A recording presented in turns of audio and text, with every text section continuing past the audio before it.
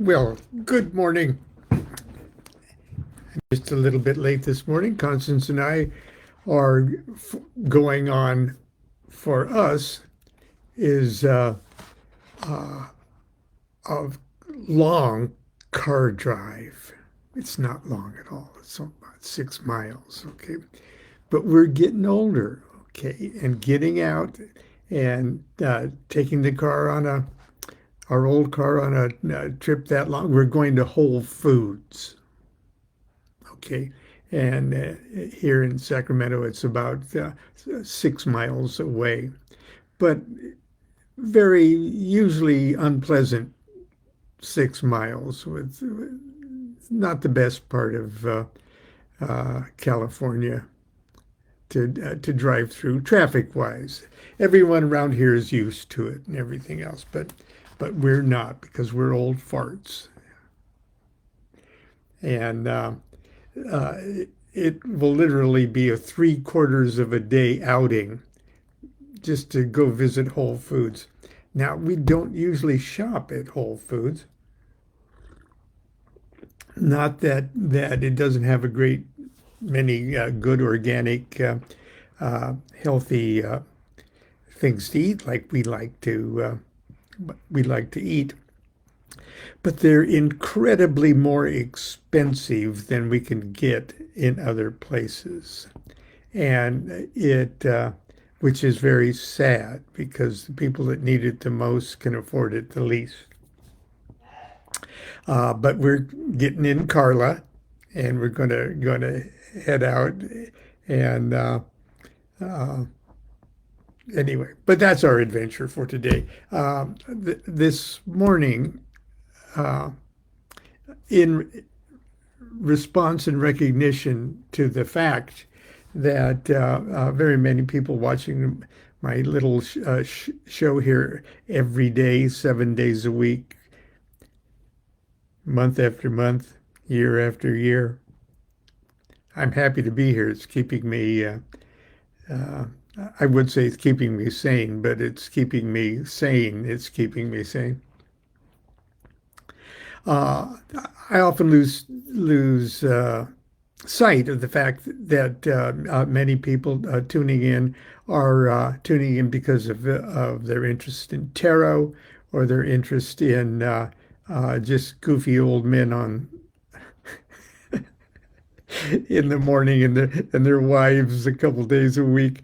Uh, but there are people who are seriously embarking on their magical practices and their magical career.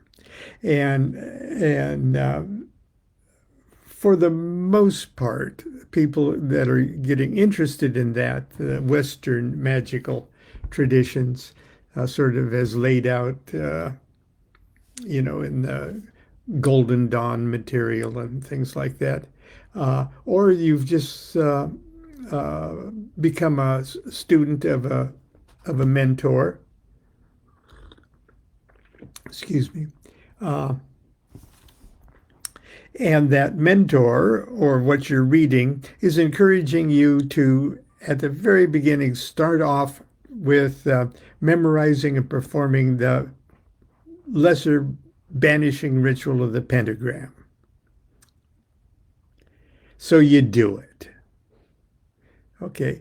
First of all, it's like a ballet student and then a ballet professional dancer and then a ballet, uh, what is it, prima donna or whatever. Uh, every day they go to the bar, not the tavern. They go to a room, usually with a wall of mirrors that has a bar, and they do their basic exercises every day.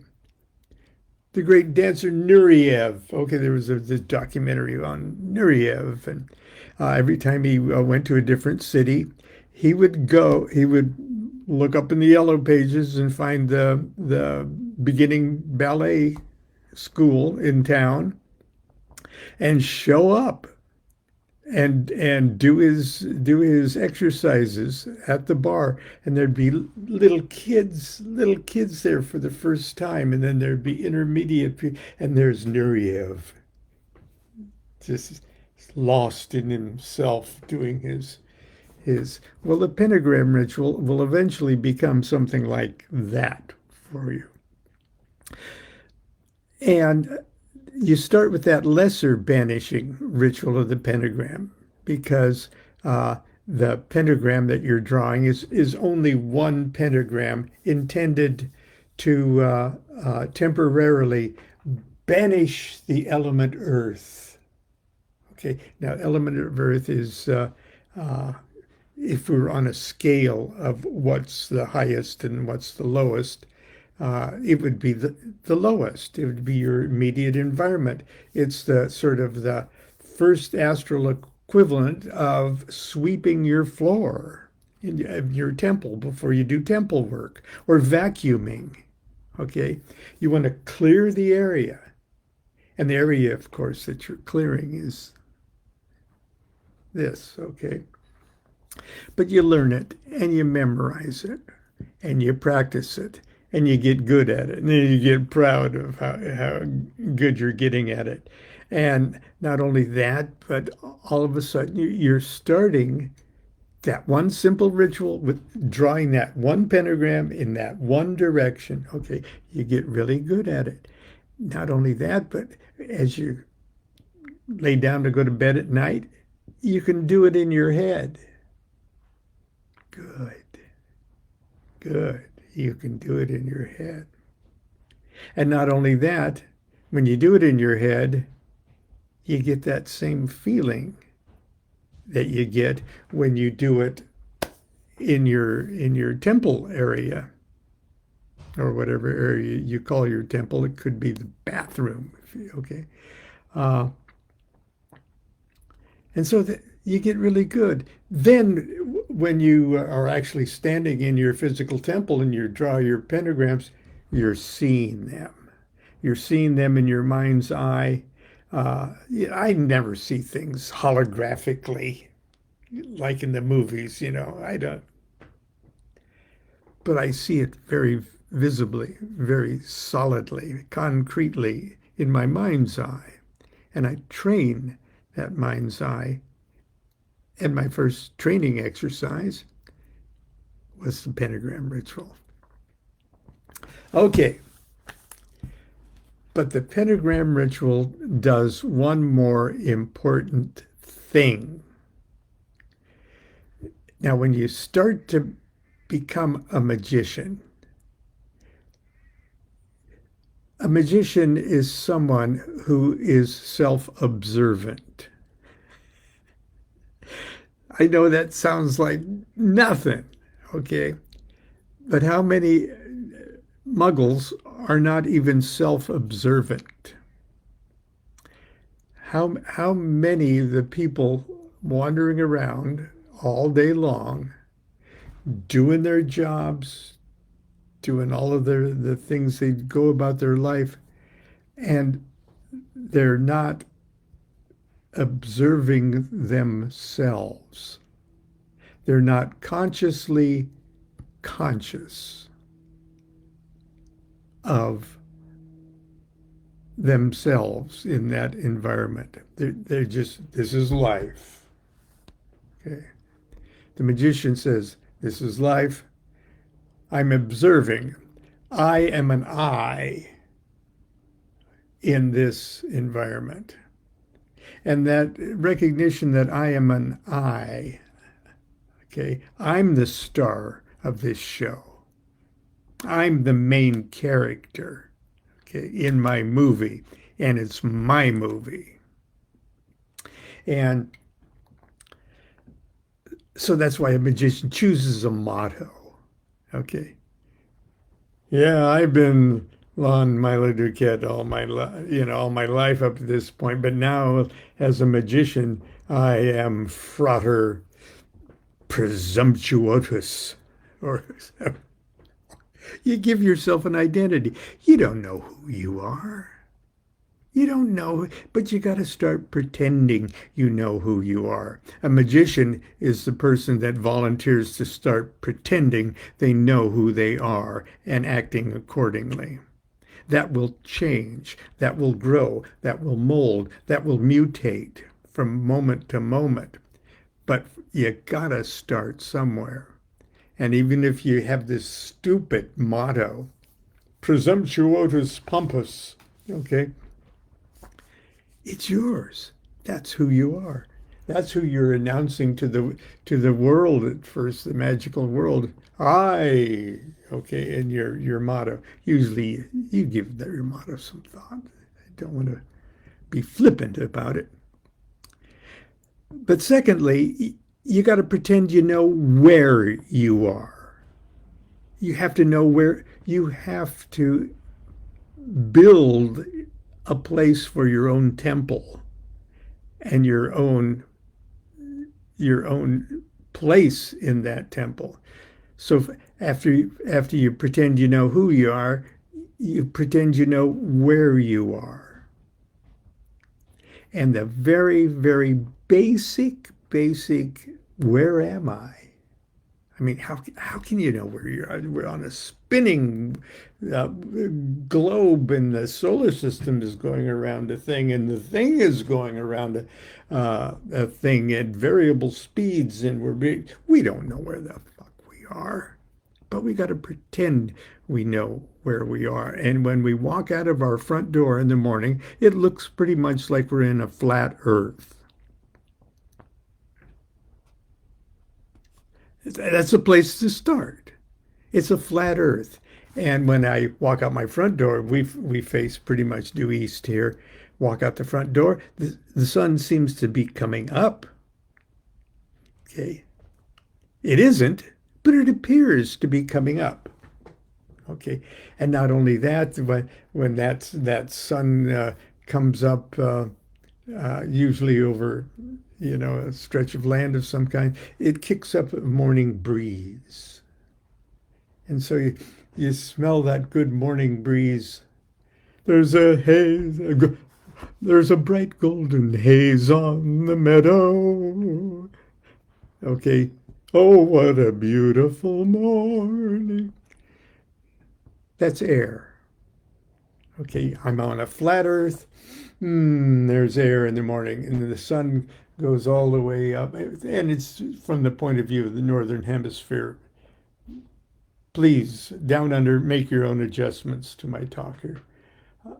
But at noontime, when the sun is all the way up and only in the equator is it directly above your head, it's usually to the south, and it's hot. Only mad dogs and Englishmen come out in the noonday sun. That's fire. Okay. And then in the west, the peaceful west. And when you're in California, it goes down over the water. It's easy for us to think about the sun going down in the sea, or the sea of death, like the Egyptians on the other side of the river. And then in the north, the cold north of midnight, the North Pole, and the cold mountainous. Okay, that's Earth. So the first place that we're pretending we are is standing on a flat Earth, ruled by literally the terrestrial winds: air, fire, water, earth. And so our pentagram, our first pentagram that we draw as we're learning collaterally all this other stuff, nails us to that environment. And that's the first environment that we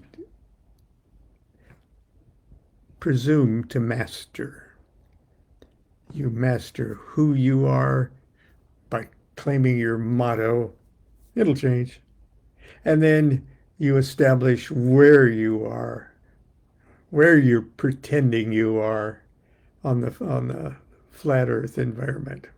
And your room has a north, south, east, and west. Let's say your little temple room is just a square or a rectangle, and it's easy to orient yourself that way. So then there's multiple pentagrams. There's a greater ritual of the pentagram that will show you how to specifically invoke or banish each of those four elements. Okay, and there's a way to do that. You incorporate the fifth element spirit in order to crack open that particular elemental dimensions, and then you specifically draw the pentagram, active or passive. If it's active, it's water or I mean air or fire quarter or passive spirit pentagram. Oh, there's pentagrams for everything. Okay. But it's not so much important magically,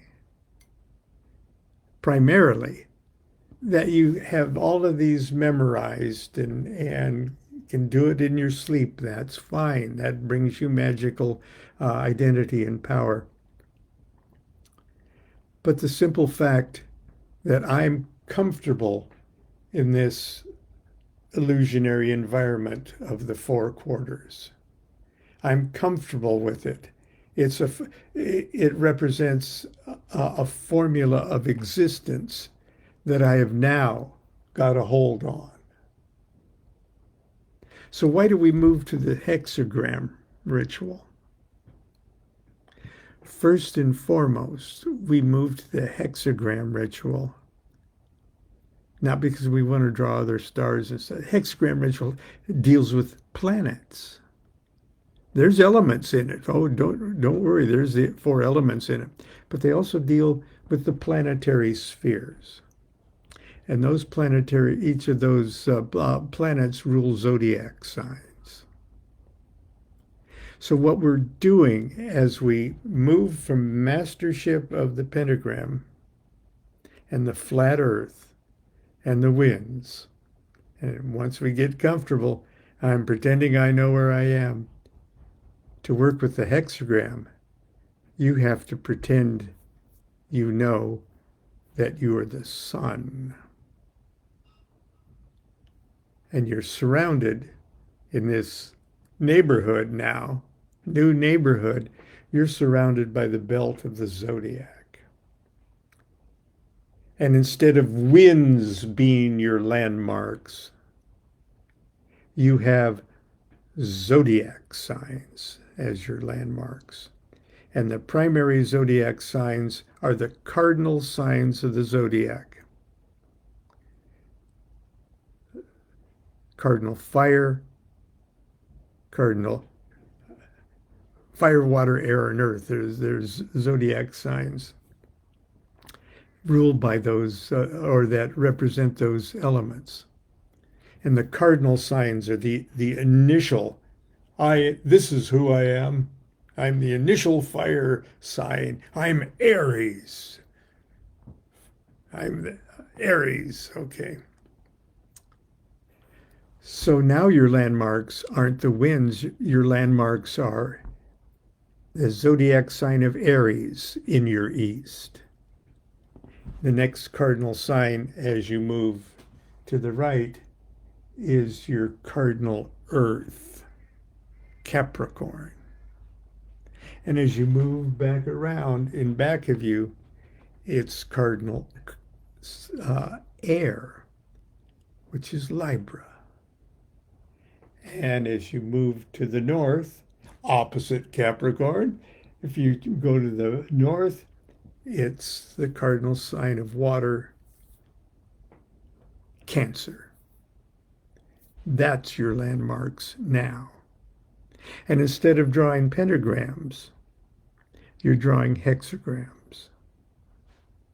Okay, and they're, okay, just here's our pentagram things we just talked about. Okay, and there's the spirits up there at the top. But if we had projected on the zodiac, this would be fire, water, air, and earth. Okay, now if we can still project those signs there, and the pentagram uses the cherubic signs of the zodiac as their landmarks. If you'd put a wheel of fortune here or the wheel of the zodiac, you'd see this is Leo, and this is Scorpio, and this is Aquarius, and this is Taurus. Okay, but now we're moving over here, and we'll project that. And I'm using a universal hexagram. Okay, but we project those same landmarks on there for our banishing and invoking. Okay. Now you could use the old-fashioned hexagrams if you choose, but I'm pretty much lazy.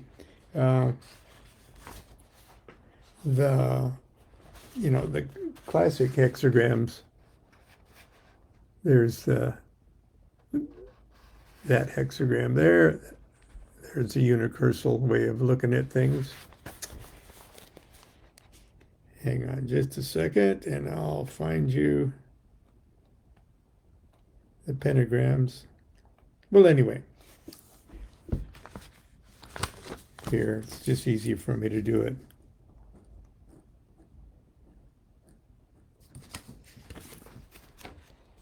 There's your fire hexagram, the old-fashioned way. And here's your earth. Okay. Then there's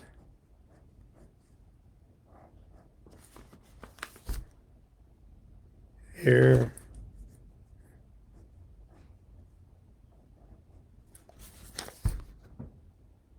Water. I might have those mixed up. It's still the morning. And that's the one that they've been using since like medieval times. Okay. Universal hexagram is to me it's neater, cleaner, and preferable. Now you've got a new set of things to play with. But the most important thing is that you're playing with those new hexagrams, and there's divine names that go with them and everything else. You can, after a while, you can make up your own divine names. But the idea is that you've expanded your mind, you've expanded your I am here-ness. You've enlarged your magicianhood identity from being like an ant or a cockroach crawling on the earth, okay, on the flat earth, that you're totally don't care that the sun's not coming up and dying at night. That's just the way it looks like in a flat earth. Now, you're in the belt of the zodiac, and it's not only more complex, it's more sublime, it's more universal. And for the hexagram ritual, you use the cardinal signs of the zodiac. Aries, okay, Capricorn, Libra, and Cancer. Now it seems a little anti-intuitive. For the pentagram, we've got the cold earth of the north over here, very Capricornish, but no, it's Cancer. So, excuse me, Aries, Cancer.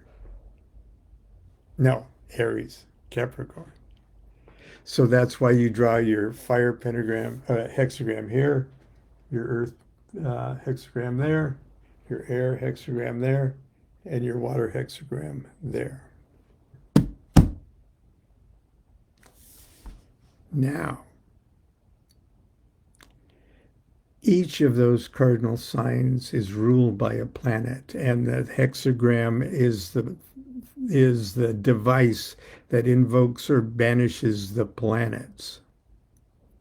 So once you get comfortable with the elemental way of handling your cardinal signs of the zodiac, then go for the planetary throat, because there is a hexagram that invokes and banishes the planets. And that's found on the universal, what I do with my,